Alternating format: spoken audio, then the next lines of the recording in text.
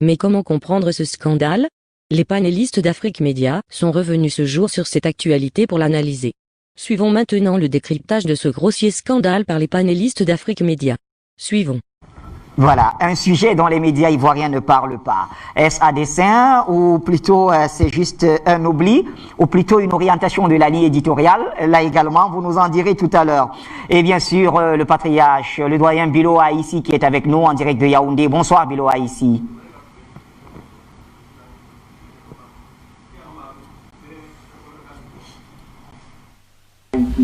Bonsoir Bachir, je salue ton plateau, je salue Luc Michel à Bruxelles, je salue tous ceux qui vont participer à cette émission parce qu'elle est comme toutes les émissions d'Afrique Média très importante puisqu'il s'agit des choses qui nous concernent, c'est-à-dire qui concernent l'Afrique.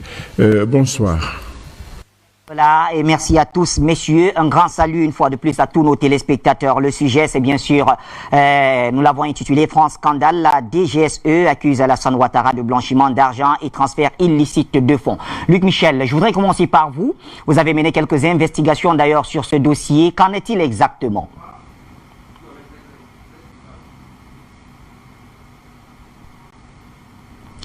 Luc Michel? Oui, je suis là, Bachir. Très bien. Alors, vous avez mené des investigations, il faut bien le dire, en profondeur dans ce dossier. Qu'en est-il exactement? Et nous allons essayer de rendre intelligible et simple une affaire qui est moins complexe qu'il n'y paraît.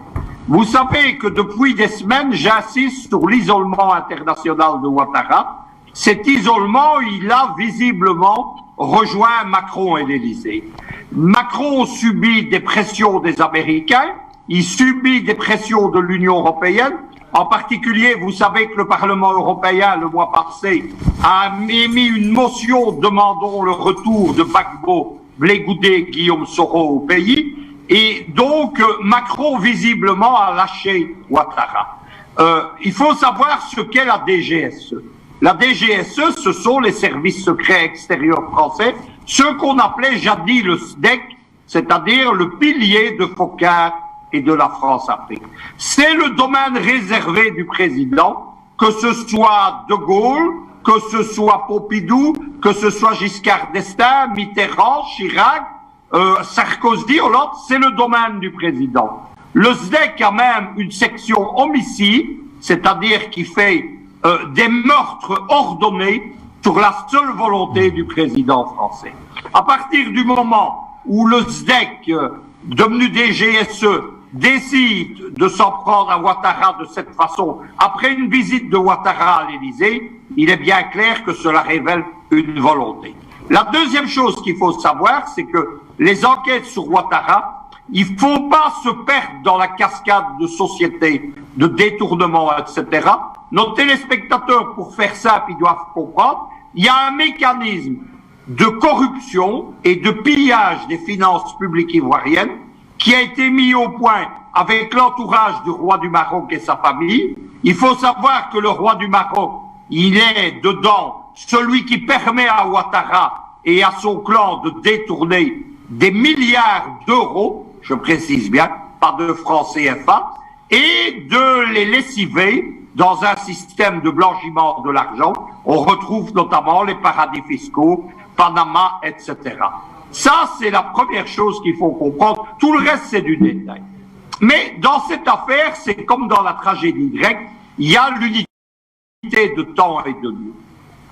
Ce n'est pas une affaire nouvelle. Elle a été notamment publiée en 2015 et en 2018 par le site ivoirien Koachi. L'article qui a été publié en 2015, c'est in extenso celui qui est publié aujourd'hui par toutes les agences de presse. Et on revient un peu à ce qui s'est passé avec Bakayoko. Vous savez que Bakayoko, au mois d'avril, ça a été un scandale de l'enquête de Vice Media. Mais elle avait été publiée en Belgique en décembre 2019 dans un silence assourdissant. 2015-2018, la corruption de Ouattara, elle n'intéresse personne. Aujourd'hui, évidemment, on est dans un autre contexte. Qu'est-ce qu'il faut retenir de tout ça? C'est qu'on est en fait en face d'un État voyou qui est dirigé par des criminels. Entre la criminalité du trafic de drogue de Bakayoko et d'autres membres, puisque vous savez que le trafic de drogue, il repose notamment en Côte d'Ivoire sur les fameux microbes, les microbes qui forment les escadrons de la mort avec lesquels la police d'État ivoirienne mène la répression actuellement. Deuxième chose, les détournements, c'est pas une petite affaire de corruption, c'est ce qu'on appelle de la criminalité en col blanc. Tout cela, ça a été investigué, je le répète, par la DGSE en 2014-2015. Que cela ressorte aujourd'hui, cela révèle que M. Massara, maintenant est seul. Il n'est pas totalement isolé, puisqu'il y a encore quelques réseaux france-africains, notamment les réseaux de Le Drian qui l'appuient, mais visiblement, Macron a choisi son camp. Ça intervient à un moment donné qui est le pire pour Ouattara, parce que on ne peut pas parler, comme il l'explique, qui se présente soi-disant dans l'urgence pour défendre un héritage. Son héritage, c'est le pillage de la Côte d'Ivoire. Il y a une dernière chose qu'il faut savoir, c'est la plus importante. Il faut savoir quel était l'état de la fortune de Ouattara quand il est arrivé en Côte d'Ivoire et quelle est-elle aujourd'hui. Lorsque Ouattara arrive en Côte d'Ivoire, c'est un fonctionnaire international. Il n'a pas les grands moyens.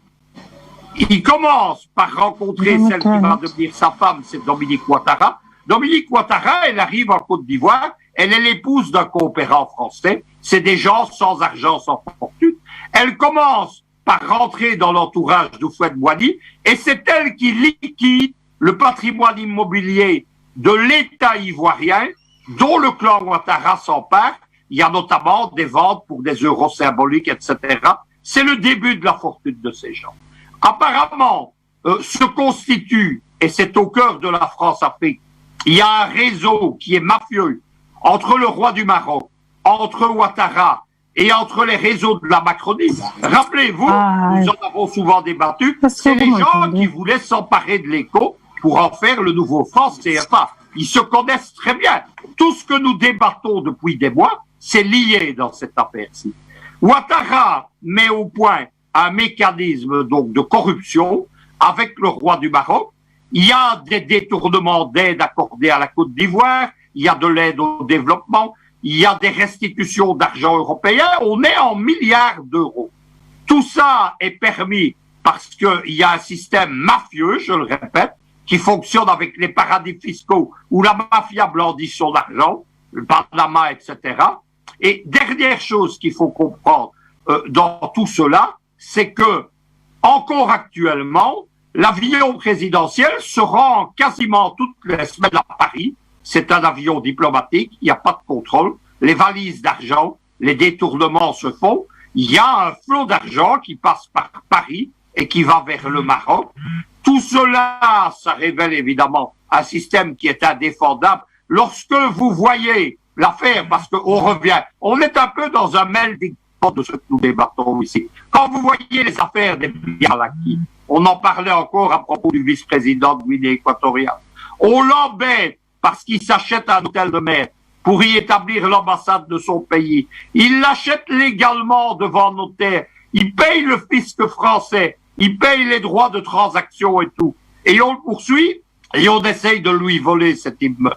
Mais monsieur Ouattara, oui, grâce à Paris, avec la complicité de François Hollande et aujourd'hui, avant lui, de Nicolas Sarkozy, parce que l'affaire, elle remonte à loin, et aujourd'hui de monsieur Macron, qui brusquement s'est retiré de l'affaire, on est dans le détournement de biens mal acquis du trésor public ivoirien pour des milliards d'euros. Sachez donc, pour que nos téléspectateurs fassent le rapport, 1 euro, c'est 650 francs CFA, 9 milliards d'euros fois 650, on a le vertige. Michel, voilà donc qui nous permet de bien comprendre cette affaire. Voyons ce qu'en pensent nos amis ivoiriens qui sont, va-t-on dire, concernés de manière directe, si on peut le dire ainsi, par cette affaire. Isaac Kofi, que vous inspire cette affaire qui accable le président Ouattara? Comme le disait Luc Michel voilà, tout à l'heure, vous savez, M. Ouattara, il est arrivé en Côte d'Ivoire désargenté. C'était juste un fonctionnaire qui percevait un salaire et qui attendait, bien sûr, je dirais, une retraite. paisible, si cela pouvait être le cas, mais la vie de M. Ouattara va basculer lorsqu'il croise son épouse. Parce que le plus souvent, nous parlons de M. Ouattara, mais on ignore que celle qui est derrière, qui fait les plans, celle aussi qui s'assure que ces plans qu'elle fait sont réalisés, c'est Mme Dominique Nouvian Folorou Ouattara. Cette dame, lorsqu'elle croise M. Ouattara dans les années 80, toute la vie de M. Ouattara chamboule jusqu'à son mariage avec une Jamaïco-américaine. Il est obligé de divorcer de cette dame parce qu'il commence une relation avec Dominique Ouattara qui était déjà incrustée dans les cercles du pouvoir en Côte d'Ivoire. Donc c'est elle qui gérait déjà une partie de la fortune, surtout au niveau immobilier du président Félix Houphouët-Boigny. Elle avait accès au compte du président Houphouët-Boigny à Genève, à la banque UBS, et parce qu'elle avait des procurations, donc elle avait accès au coffre-fort du président dans les sous-sols de cette banque genevoise. Donc cette femme-là, qui avait déjà un certain pouvoir, une influence sur les personnalités politiques, surtout sur le président Houphouët-Boigny, avait déjà commencé des vols. Mais elle est un peu, il faut le savoir, elle n'a pas une éducation très avancée sur le plan économique, financier. Elle a juste eu un 2-2, c'est qu'elle dit, mais selon d'autres informations, elle n'aurait même pas terminé je dirais, la première année de l'université, et elle serait partie avec M. Nouvian, qui était un assistant technique qu'elle a croisé à Paris dans, disons, ses virées, voilà, dans le temps qu'elle était étudiante, un monsieur qui était plus âgé qu'elle. Alors c'est comme ça qu'elle se retrouve en Côte d'Ivoire, et sans éducation, elle arrive quand même à se faufiler dans les cercles du pouvoir. Alors elle avait besoin de quelqu'un qui a une connaissance de la finance internationale, avec qui coopérer pour pouvoir, je dirais, commencer à faire l'argent, parce que ce qui intéresse cette dame, c'est gagner de l'argent, parce qu'elle quitte l'Algérie en 1962, sa famille est expulsée d'Algérie, elle n'avait que 9 ans, ils arrivent en France sans le moindre centime, ils sont obligés de se relocaliser, de recommencer une vie. Et toute sa vie a été gagner de l'argent pour effacer cette humiliation qu'elle a eue en quittant l'Algérie, très tôt expulsée par les Algériens qui venaient d'acquérir leur indépendance. Alors c'est elle qui va instrumentaliser M. Ouattara depuis les années 80. Aujourd'hui, lorsque vous parlez de détournement que la DGSC vient de mettre en évidence, cela est un fait avéré. Je tiens à vous rappeler que l'ambassadeur de France en Côte d'Ivoire, c'est aussi un ancien agent de la DGSE. Celui qui a installé, ou par ses manœuvres, a pu installer M. Ouattara au pouvoir, c'est-à-dire M. Jean-Marc Simon, vous le connaissez, il était à Beyrouth pendant la guerre du Liban. C'est aussi un agent des services de renseignement, mais qui n'est pas officiellement connu. Mais M. Jean-Marc Simon a ses relations. Si aujourd'hui le président français s'en démarque et qu'il a, on nous a dit, c'est un investigateur ivoirien l'a dit, Madame Dominique a été interdite d'accès à l'Élysée. M. Macron sait pourquoi il commence à se méfier de cette dame-là. Mais sachez que ces informations qui remontent, la DGSE les a, et ceux qui sont le plus haut niveau de la diplomatie française en Côte d'Ivoire, ce sont des agents aussi du renseignement français. Alors nous devons prendre cette affaire au sérieux, comme nous l'avons fait pour le trafic de drogue. Sachez que ce sont des affaires qui sont encore, je dirais, en suspens. Hein. Cela ne veut pas dire que, par exemple, les Américains ont terminé avec l'affaire du trafic de drogue. Les 157 personnes seront poursuivies une fois les élections terminées. Et cette affaire de détournement de fonds, je suis sûr qu'une fois M. Ouattara hors du pouvoir, nous parlons de milliards de dollars détournés au peuple de Côte d'Ivoire, et c'est un peu, je dirais, similaire à des détournements massifs aussi au Nigeria, dans la filière du pétrole, où des milliards de dollars aussi ont été détournés. Je suis convaincu qu'une fois M. Ouattara hors du pouvoir, parce que déjà il est lâché par la France, lorsqu'il quittera le pouvoir, la Côte d'Ivoire pourra retrouver cet argent, que ce soit dans les paradis fiscaux, dans les banques suisses, à Monaco, où Mme Dominique est très présente, sur la Côte d'Azur, où elle investit massivement dans l'immobilier. La Côte d'Ivoire retrouvera cet argent. La position de Isaac Kofi. Olivier Ngoran, comment vous analysez ces accusations contre le chef de l'État ivoirien?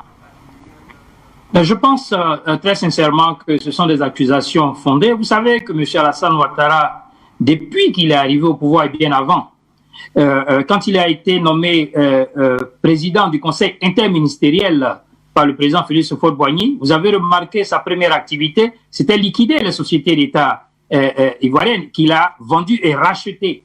Et c'est à partir de là qu'il a commencé à poser ses actes. pour démontrer à nous, observateurs ivoiriens et acteurs également, nous démontrer ce qu'il avait véritablement conçu pour la Côte d'Ivoire. Et M. Alassane Ouattara nous l'a démontré au fur et à mesure qu'on avançait dans le temps.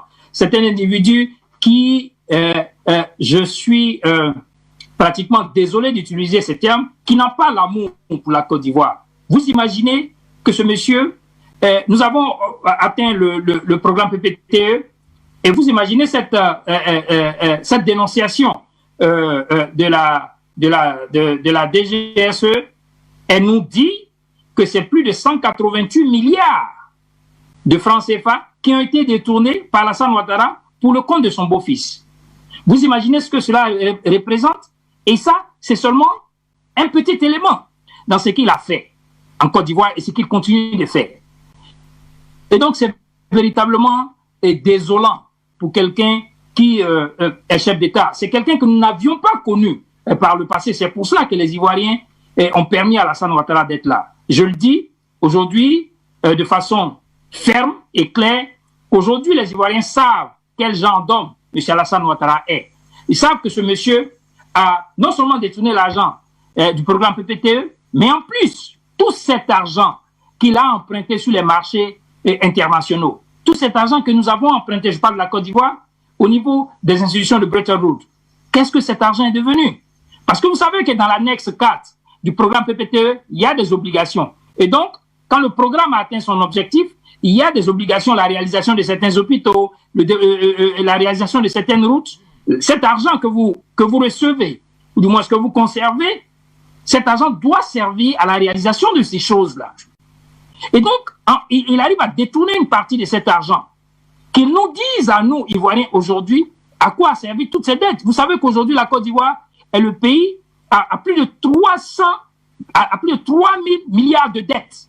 À lui seul, M. Alassane Ouattara a endetté la Côte d'Ivoire plus que le président Félix Houphouët-Boigny, le président Henri Konan Bédié, le président Laurent Gbagbo et le chef d'État Guy Robert, mis ensemble. Et cet argent qu'il a emprunté, où cet argent est parti? Qu'il réponde. Et je pense, je finis là-dessus, je pense que c'est une des raisons essentielles pour lesquelles il ne veut pas partir. Parce qu'il sait que nous savons et que nous allons l'appeler à répondre de ces détournements, ces blanchiments, ces détournements d'argent. Il va devoir répondre. Parce que c'est clair qu'au soir du 31 octobre, si nous avons les élections, Alassane Ouattara ne sera plus le président de la République de Côte d'Ivoire. Et même si nous n'avons pas les élections, il ne sera plus le président de la République de Côte d'Ivoire. Et il devra répondre. Parce que c'est l'argent du contribuable ivoirien. Ce n'est pas juste qu'un individu soit aussi méchant, excusez-moi d'utiliser ce terme, mais c'est le terme approprié selon moi, aussi méchant pour détourner cet argent alors que les Ivoiriens souffrent, alors qu'il a même cassé des maisons, des personnes se retrouvent en train de dormir dans des cimetières aujourd'hui, et dans des familles ivoiriennes. Les gens n'arrivent même pas à joindre les deux bouts, ils sont résumés à avoir un seul repas par jour, et ce monsieur s'empifle les poches, lui et son clan. Aujourd'hui, ils utilisent cet argent de la Côte d'Ivoire et ils investissent, comme Isaac l'a souligné, un peu partout en dehors de la Côte d'Ivoire. Il est important qu'il réponde de cela et je pense que c'est ce que le président français a constaté. C'est pour cela qu'il s'est retiré de cette... parce que, en fait, la dénonciation de la DGSE, elle n'est pas faite. Vous savez que c'est le service secret français qui répond du président de la République française. Et donc, si aujourd'hui, il ressortent un élément, ces éléments-là, qui ont été, ces investigations, qui ont été révélées en 2015 déjà, 2014-2015, s'il ressort cela, c'est bien à dessein. Et nous comprenons le message, et les Ivoiriens ont saisi le message, Alassane Ouattara répondra. Voilà ce que je voudrais dire pour répondre à cette question. Merci à vous, Olivier Ngoran. Eh bien, nous sommes rejoints par Madeleine Kondo. Madeleine Kondo, bonsoir. Alors, vos compatriotes semblent donner du crédit à ce rapport d'enquête de la DGSE. Est-ce que vous partagez leurs avis?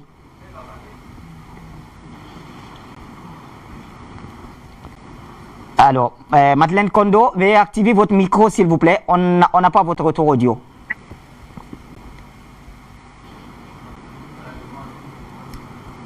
Très bien, on y retournera. Le temps de régler tout cela. C'est bon. allons à Yaoundé prendre donc l'analyse de Bilo Aïssi. Justement, Bilo Aïssi, vous êtes réputé pour être un fin enquêteur et c'est pas moi qui vais vous démentir. Alors, quel crédit vous accordez à ces accusations de la DGSE?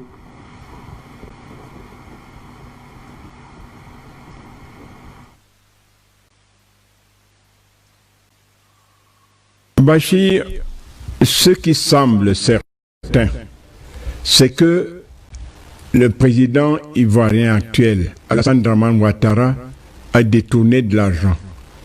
Sans tenir compte de ce qui a été dit dans ces révélations des services secrets français, on doit se demander avec quel argent, avec quels fonds M. Ouattara et Soro ont financé la rébellion en Côte d'Ivoire.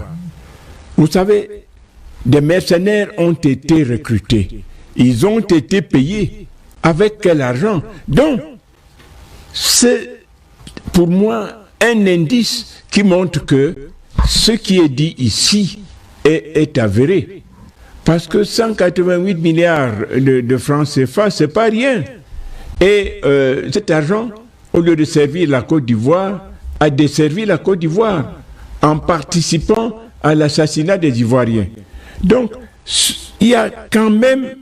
Je me pose des questions. Vous savez, les services secrets, on l'a dit, dépendent de la présidence de la République. Si les Français sont au courant depuis 2014 et qu'aujourd'hui la chose est révélée, le président français, Macron, devrait être au courant. Le Fonds monétaire international doit être au courant. La Banque mondiale au courant. Mais ce que je questionne alors, c'est la mièvrerie des réactions de ces institutions qui devraient se plaindre et qui, on le sait, tiennent les pays à la gorge lorsque le FMI a mis de l'argent quelque part, lorsque la Banque mondiale a mis de l'argent quelque part, on vous tient à la gorge. Comment se fait-il que depuis 6 ans, on n'a absolument rien fait?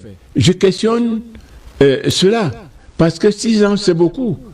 Bon, maintenant, puisque les services secrets dépendent du président de la République, pourquoi Macron ne dit pas officiellement ce qu'il pense de cette affaire?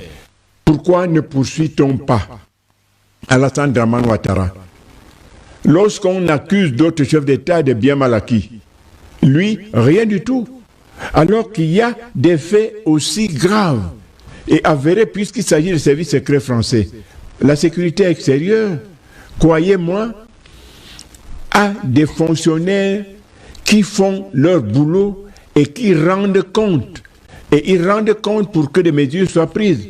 Mais pourquoi la France s'est tue depuis? Et pourquoi la France se tait maintenant? Ce que nous faisons du bien en reprenant cela pour que personne n'en ignore. Il ne faut pas que, une fois de plus, un voleur s'installe à la tête de la Côte d'Ivoire et qui ne va penser qu'à ses intérêts, qui ne va penser qu'aux intérêts de ses copains et de sa famille.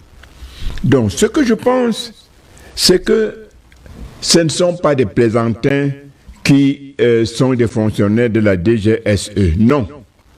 Donc, rien qu'à partir de l'institution qui a révélé ceci, on peut, sans craindre, sans risque de se tromper, dire que, en commençant par dire qu'il n'y a pas de fumée sans feu, mais se rassurer que cette structure ne peut pas se permettre de raconter des histoires, puisque ce qu'elle raconte engage le gouvernement français.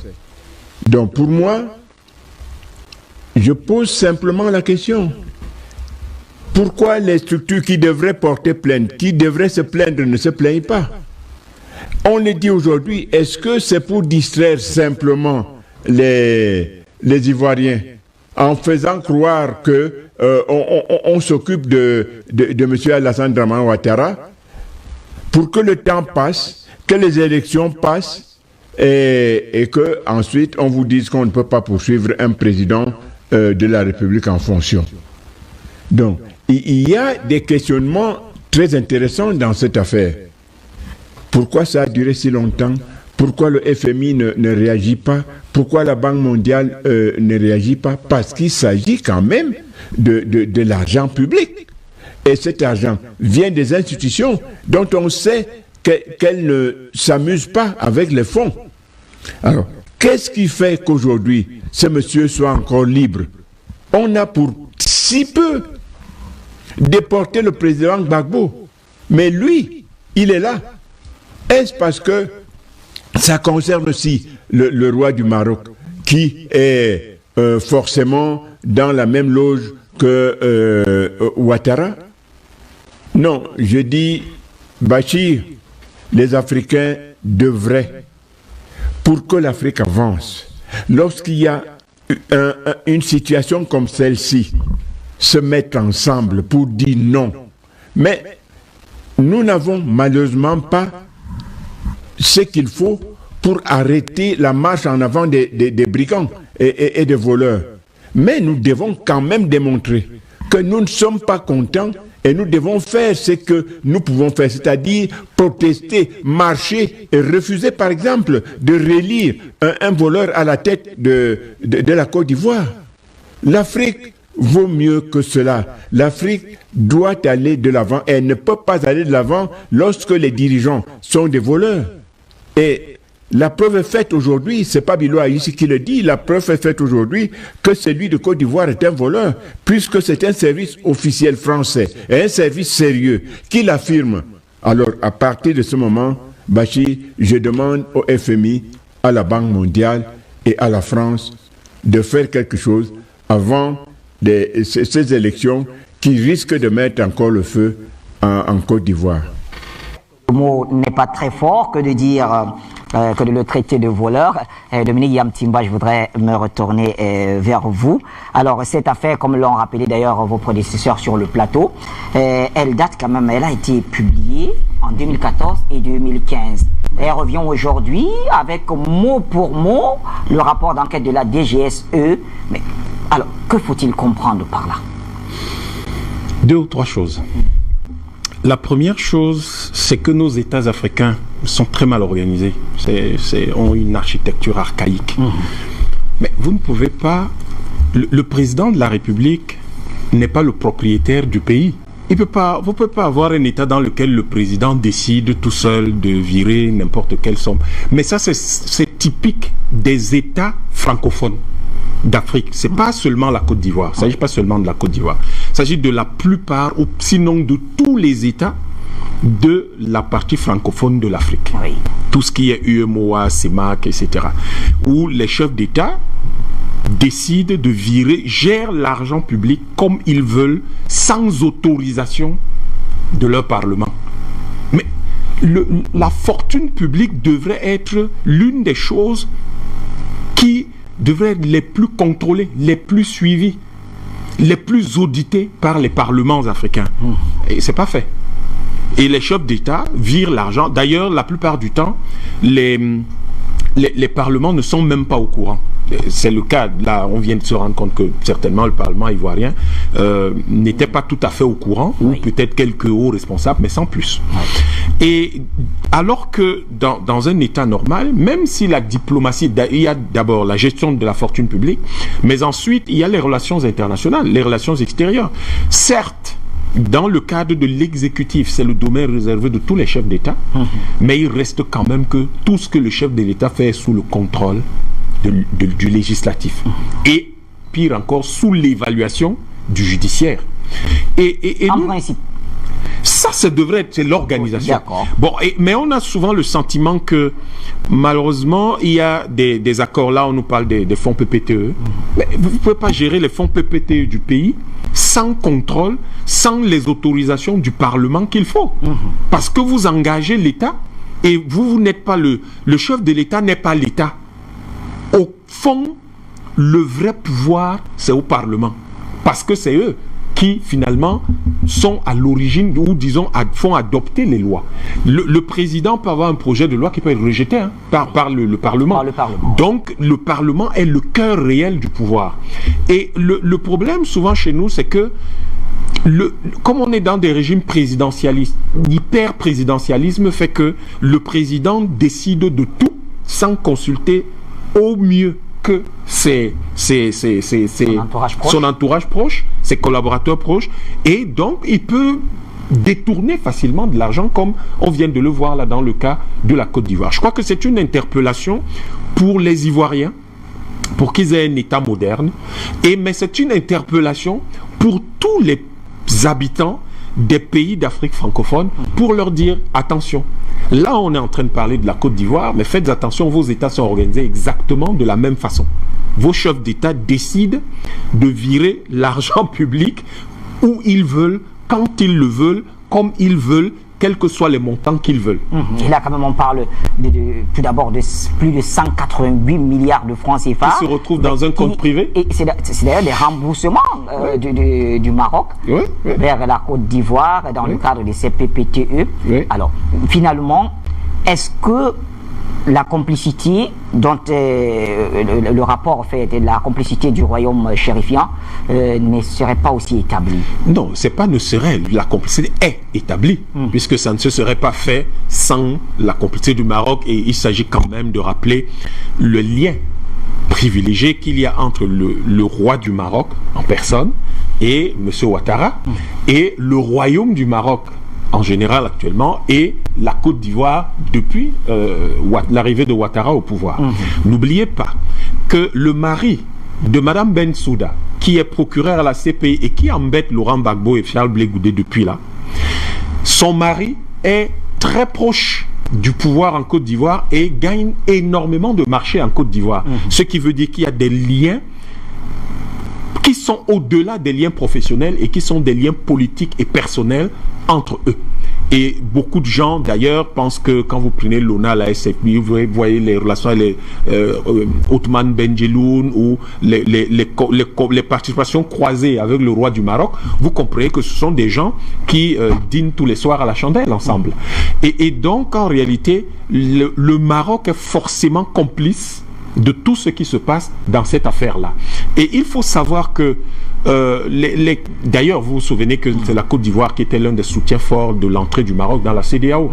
Et aujourd'hui, nous devons faire très attention parce qu'il est établi d'un point de vue géopolitique que le Maroc serait en réalité, si vous voulez, le coursier de la France et de l'Europe, de l'OTAN en Afrique, qui pourrait, dans le cadre de leur expansion, de leur mission de prise de contrôle de l'Afrique.